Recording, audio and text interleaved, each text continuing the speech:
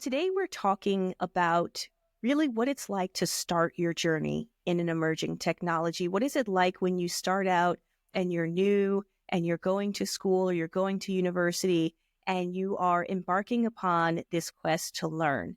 And I've brought in a special guest today. It's Ayomide, who is a law graduate at OAU in Nigeria, and she's going to talk to us about her journey. Ayomide, welcome to the show. Thank you so much, Jamilia. It's amazing to be here. Thank you for having me. It's a pleasure to talk to you because when I first saw your profile and your story, you're being a law grad and being in Nigeria, I thought, this is obviously, you've got some motivation to do this. And then also you're into DeFi. And I think that is what is special and unique about what it is that you're doing. Most law graduates just think, I've learned the law. That's enough. I'm going to go and practice that. What sparked your interest to get into DeFi? Thank you so much for that question. I would just say that I was just privileged to have heard about DeFi at the time that I did, right? So I had a friend who was just getting into the crypto space because most of us over here were not very conversant with, the concept of wallets and all of those things. But I had a friend who was just getting into the crypto space. And she told me about it. I was in my second year at the university at the time. And, I found it intriguing that the entire concept of being able to hold money in a place that is not a bank. So, of course, I was interested. And then from there, it just grew to, writing for DeFi projects and, just getting more conversant with what the DeFi industry is like. And I think about 3 years down my journey, I started to think of ways through which I can combine my legal knowledge with the decentralized finance industry. Because as you rightly said, most lawyers, especially law students, are usually, we find it a bit hard to break away from the typical idea of what the law is, the rigidity of the law. And I just had to try to make myself understand that, if you're going to be a 21st century lawyer, you need to be able to do things differently. You need to be able to acclimatize get yourself, conversant with the tech, right? And so, yeah, DeFi was just that starting point for me. And then I obviously decided to start finding ways by which I can bring in my legal knowledge and then, with the regulatory developments that started coming up as well at the time. So it was not like I had the idea per se that laws could be relevant in DeFi, because when you think about it, DeFi is supposed to take power away from the center, right? However, I saw that, there were several regulatory developments coming into the space at the time, and it just opened my mind to possibilities and the need for policies that would guide the space. So, yeah, that's about it. That's really interesting. And I recall our last conversation, you mentioned that you may have had some influence when you were younger and growing up from your parents. So what do your parents do? Well, I grew up at the intersection. I would say I grew up at the intersection of law and finance, banking and finance, right? Because my father is a judicial reporter, right? He's a journalist and he works closely with the judicial system here in Nigeria. And so as a child, I used to work with him a lot, go to court with him. And he never forced it on me. He never even suggested it per se that I should be a lawyer. However, all of these things around me at the time they just made it a lot more attractive, right? And so when the time came to go to the university, it was like a no-brainer for me that I was going to study law. And then with the banking side, which is where my mom comes in, my mom was a banker, right? So I think we could just say that I got that from her, right? Because the interest in finance, with decentralized finance, it just came together nicely. So, yeah, that's pretty much what informed my interests, right? What served as the basis for my interest. And I would say that it has led me to what is going to be one of my life's best works, which is what I'm doing with DeFi Law Digest, which is to teach the African continent, starting with Nigeria, about the laws of DeFi and, how we can create change in the DeFi space. So it sounds like a very purpose-driven venture for me. It is a very purpose-driven venture for me. I think so. And I think it's interesting how you may not have known, you may not have realized, but even as your upbringing, with your father's work and your mother's work, you came to this point of curiosity about what is DeFi. And we keep saying this term, and some listeners aren't really familiar with these terms such as DeFi, this decentralized finance.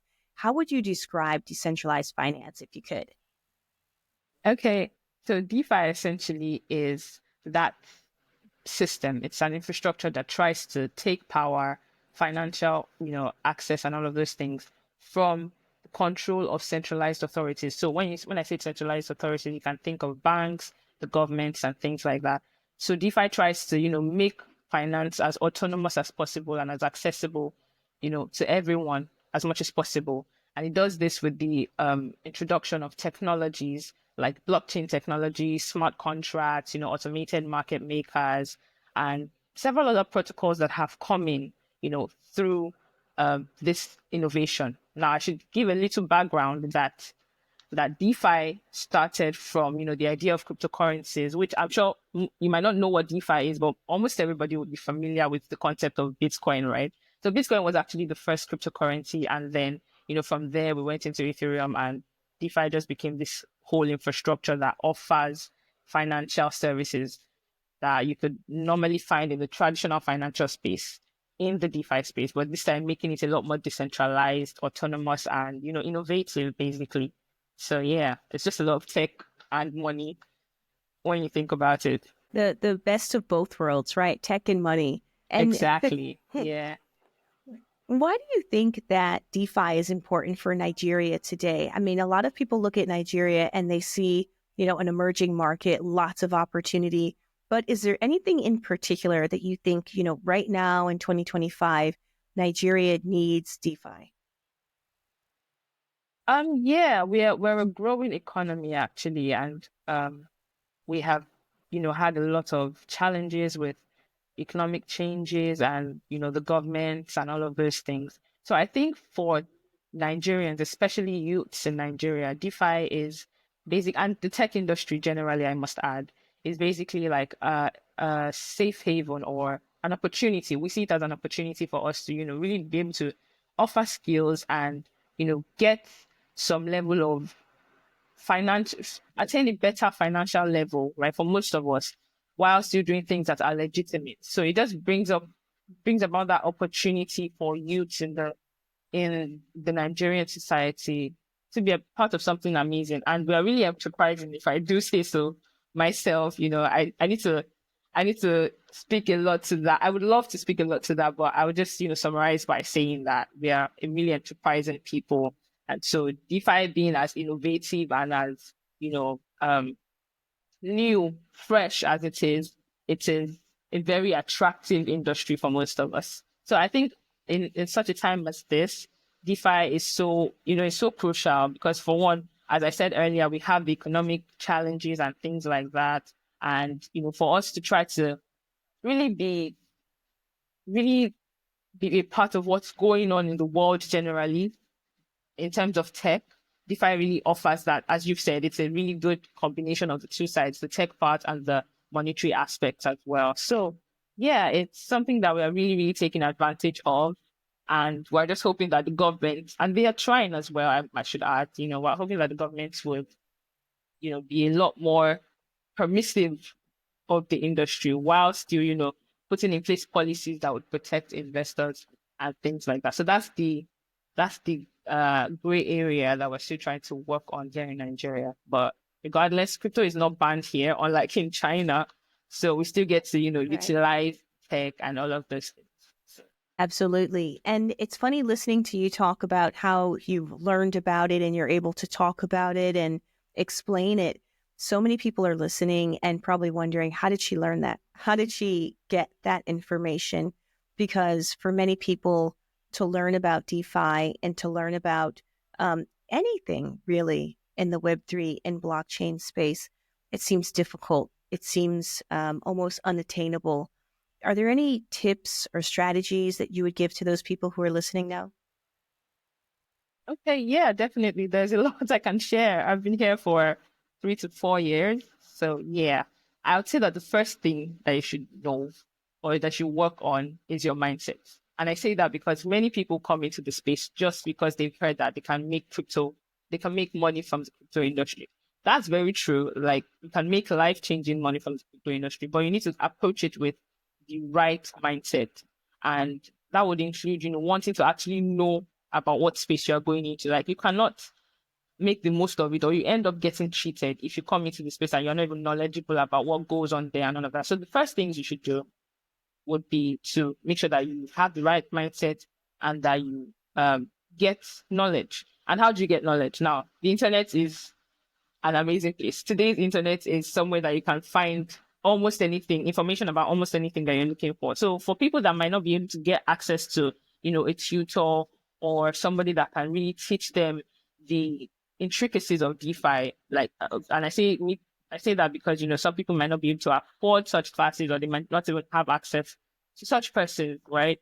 You can always go on the internet, Yeah, so basically you should first off, try to get the knowledge, know what the space is about, what even is crypto, what does it really offer aside money. Like, so basically, you need to get interested in the tech, right? And, there are several aspects of the DeFi industry I must also add, because another thing that you need to look out for is the error of getting confused. So when you join crypto Twitter, or when you start hearing about DeFi and all of those things, you hear about protocols, you hear about lending, you hear about GameFi, so many aspects. You need to double down on one per time, right? You can decide to explore as many as possible, but you can't do it all at the same time. So you also need to be able to decide what you're going to focus on. I have a friend that describes that as, knowing your niche and then niching down. Right. So in this case, you know that, okay, you want to get into the DeFi space. That's English. However, in the DeFi space, you also have, it's like an entire ecosystem of different aspects. There are different sides to the industry. So you also need to niche down in that sense. So are you going to be a trader, or do you want to go into GameFi, or do you want to, go into maybe DAO governance, or you want to just learn about all of those areas and then apply yourself to that area that you've chosen. You need to make those decisions. So yeah, and then your interest. You need to be very sure that you're interested in the space. And I'll give an example. There are people that are traders in the space. And as most people would know now, it's quite a downtime in the industry, with coins everywhere is basically red. We're in peak bear season right now. So if you don't have that interest, if you've not developed that interest that, okay, this is what I really want to do, you're going to be really discouraged. And then you would, you, you get discouraged based on the money you've lost and all of those things. So yeah, make sure that you're really interested in the space. You can also decide that you bring your Web2 skills. If you don't have the heart to be a trader, you don't want to stress yourself too much or lose too much money, you can also just decide that you bring your Web2 skills into Web3. And what does that mean? Basically, if you are a content writer, or you're a graphic designer, or you do any of these skills that, typical companies in the Web2 space. Web2 is basically the space that, we generally know about now, right? I don't want to go too much into that, but basically, your office work, all of those things, that's what we refer to as Right. Web2 generally.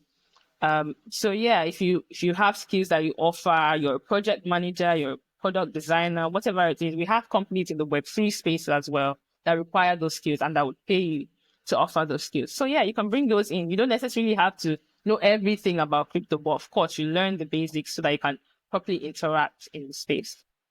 So, Right. yeah. And now you've mentioned crypto a few times, and I think it's important for our listeners to know is that while, you may be talking about crypto in this particular instance, that there's so much about Web3 that they can learn, whether they want to learn about digital assets or NFTs or, just the technology itself. And there's so many angles to it, whether you want to be a developer or do you want to be a strategist. I think a lot of times when people think about Web3 or even DeFi, really, when they think about DeFi, they think crypto and then they think Bitcoin and then, and there's so much more to the space. Absolutely. Absolutely. I've had a friend who once, told me that she thought DeFi was a coin. And I tried so hard because I understood that she was just not knowledgeable about it. So it was really hard to not laugh, but yeah, I had to take out the time to just explain to her that, DeFi is actually the ecosystem. It's like the infrastructure that enables the offering of these decentralized financial services. right? And then cryptocurrencies, of course, are, I like to think of crypto or tokens generally as the fuel of DeFi, because there's nothing you want to do in the DeFi space really that you do not need to be able to interact with the token, one token or the other, right? So if you're using a decentralized exchange, you're going to be swapping maybe Ethereum to Arbitrum, or you're utilizing bridges and all of those things. So yeah, I like to think of crypto as, the currency that runs DeFi basically. But yeah, it's obviously a lot larger than that, because you have Bitcoin, which is even the origin of, the entire concept of digital currencies and all of those things. And then Web3 is basically the third phase of the internet, right? So we've had three phases, or we're gradually stepping into the third phase of the internet. And the first phase was Web 1, where basically you could only read information on the internet. That was the .com phase, right? And so with the .com phase, people could only read information on the internet. Then gradually we stepped into Web 2, where you could now read and write, information on the internet. And an example of that would be, the invention of social networks like WhatsApp, like Facebook, like LinkedIn. You could contribute your data, your information, your knowledge, right, on those platforms, and it would appear on the internet. So as an example, if you search out your page, or you search out a topic on something that you've written on LinkedIn before, it would actually come up on Google, right? So that means the information you've written, or the knowledge that you have, captured into words, exists on the internet. So now what Web3 is proposing is a system or a phase of the internet where we can actually read, write, and own information, data, and even money. So DeFi is the aspect of Web3 that controls, the financial side. And it does this, Web3 is really focused on blockchain technology, as well as, the concept of decentralization, generally distributed ledger technologies, right, that would enable the existence of this system where, you can really have decentralized access. So you'll be able to own your data, instead of having a situation where IG controls your data, or they feed your data, as is commonly said, right? They feed your data to ads, that's where you get all those ads that you see on these platforms from. So in Web3, you'd actually be able to own your data, own your funds, and then, monetize it as you want. You can monetize your content. And we already have some social networks that are, really taking us into that phase, right? There's Zora, there's Lens Protocol, there's Mirror.xyz, right? Web3, social networks that are trying to enable that stage of content monetization and ownership. So yeah, it's such an There's so interesting much journey, going and on. so much. I do hope listeners have been able to follow through, and I'm explaining it as simply as possible for them. Yeah. No, this is, I think for people listening, when they think about owning your data, and the fact that now the reason that we get so many ads, the reason why you may have an instance where you're, using one device and you're looking up, let's say, a dog collar on that one device or one network or website, and then you go on another device, totally different device, and then an ad for a dog collar pops up and you're like, wait a minute, how did they, it is all connected. Your data is being Exactly, the shared. synchronization. Yes, I was going to say for consumers, for people who are interested in protecting their data, that's really like one of the big value points of Web3. But I would also ask you, Ayomide, for people who are listening to you talk, right? So let's say I know nothing about Web3 and you're talking about all of these things, and they may be thinking, well, yeah, I could learn about it, but what's in it for me? What's in it for me? I have a 9 to 5. I have bills. I have responsibilities. I think a lot of times people are brought back to this issue of, does this help me in any way? How does it help me now? What would you say to that person? I think that's a brilliant question, and it's a concern that has been on the minds of several people, especially people that were trying to, in quotes, bring on chain, right? And on chain is just trying to onboard them into the Web3 space. And I was having a conversation with someone some days ago, and she just talked about how in the DeFi space we really need to start to focus on usability, right? Trying to make the blockchain that back end tech as it should be.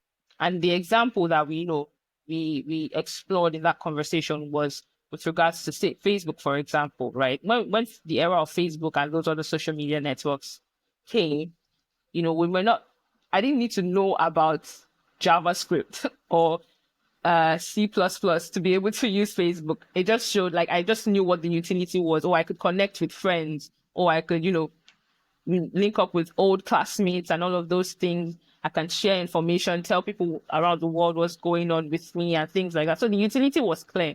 So I would say that it's a very valid concern because we're still relatively in the early phases of Web3, right? So there's still a lot of things to figure out. You still have developers trying as much as they can to, ensure that the user interface and user experience of these centralized applications that they're building and the other protocols that they're building are as accessible and as understandable as possible. However, to really, really get down to your question, I would say that um, when you really think about the precedent, right, what I explained earlier about the Web 1 phase and the Web 2 phase and now the Web 3 phase, you realize that there is actually a need to, in quotes, get with the times, if I can put it that way, right? So you do not necessarily want to be left out in that sense, right? That sounds really strong. It's not like we're moving into like a new universe or anything like that, or the metaverse or anything like that.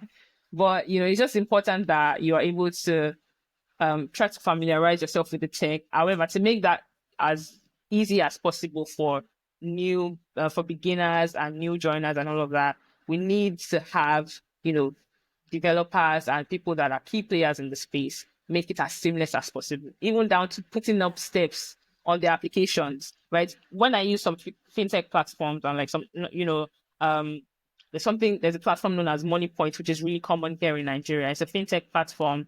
It basically lets you keep money, save money. Piggyvest as well lets you save money and all of that. So these platforms they've actually hacked, the TradFi way of marketing and getting users to use a product. And I say that because they are able to, put steps. Once you open the application, you have, oh, this is step one. This is where you have to go to first. This is what this part of the app helps you do. This is what this part helps you achieve. This is what you can do on this side of the app and all of those things. And I really thought about it. And that's not something that we really explored with DeFi applications because you're just pretty much thrown into the decentralized exchange or the lending protocol and all of those things. And you're just left to figure it out yourself, or you end up going to YouTube to find, oh, how can I use Trust Wallet? How can I navigate Uniswap and all of those things? Right. So it's really important if we are, I imagine that there are key players in the space that would be listening to this as well, developers and stuff. So it's important that we are able to really work on usability, functionality, and a seamless experience for users so that they actually get to know what the utility is for them. It's not too complicated and they're not confused by the whole technical jargon and the novelty of it all. So yeah. Yeah, absolutely. And I think we're getting there. I mean, with people like you who are, getting involved early, particularly being a law grad, you're going to have a lot of impact on people who are watching you and looking to learn the way that you're learning. So Ayomide, thank you so much for your time today. And before we go, I would like to know, is there anything that you're looking forward to doing in the next, I guess, year or two? Because when you're a law grad, that's your time frame. That's long term, a year or two, with your work and your career aspects. Oh yeah, yeah. I've not really, told you about DeFi Law Digest over this call. So let me just give a brief on that. The DeFi Law Digest is essentially an initiative, a policy-focused initiative that is really targeted at bringing legal education and regulatory awareness to the decentralized finance space. And we focus on doing this through three pillars. That's, those pillars are the pillar of content, community, and consultancy, right? So we try to sensitize people with our social media platforms on, things that go on in the space. We explain concepts.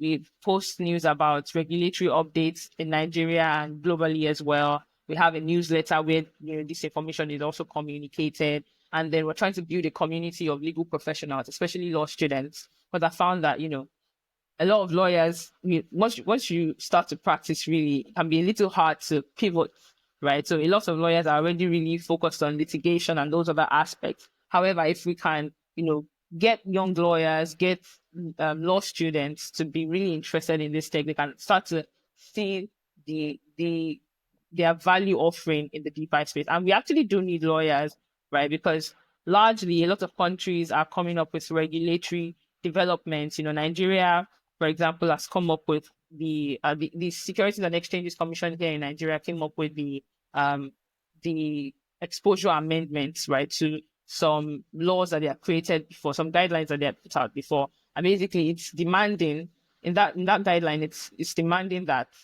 um, virtual assets providers basically they adhere to certain rules. So if you're trying, what that would mean is that if you're trying to build a crypto company in Nigeria, or you are a company based abroad and you want to bring your business to Nigerians, offer your business to Nigerians, you need to follow the laws, right? And who's going to let you know what those laws are? It's lawyers. It's lawyers, and the space is gradually growing, right?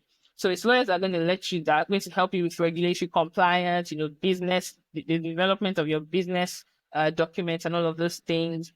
And so it's very important that as we learn the law on the one hand, we also start to understand concepts of the tech. So yeah, we're really working towards onboarding as many law students as possible. Over the next year or two, we're trying to broaden our content base for one, and just get more people to know what we do. And then we're trying to open up clubs across, we'll start with 5 universities in Nigeria, right? So that we can get, law students to start to understand, the tech, and try to onboard them into the space, right? My goal really is to focus on bringing lawyers into the space. Like, I'm really, really, really big on that. So yeah, we want to make as much impact as possible. Also go into policy, advocacy, and advisory, right? So that's where the consultancy part of our 3Cs comes in, right? So we try to, provide advisory for companies on the one hand, for crypto companies on the one hand, and then for policymakers in the industry in Nigeria on the other hand, right? So what that would look like is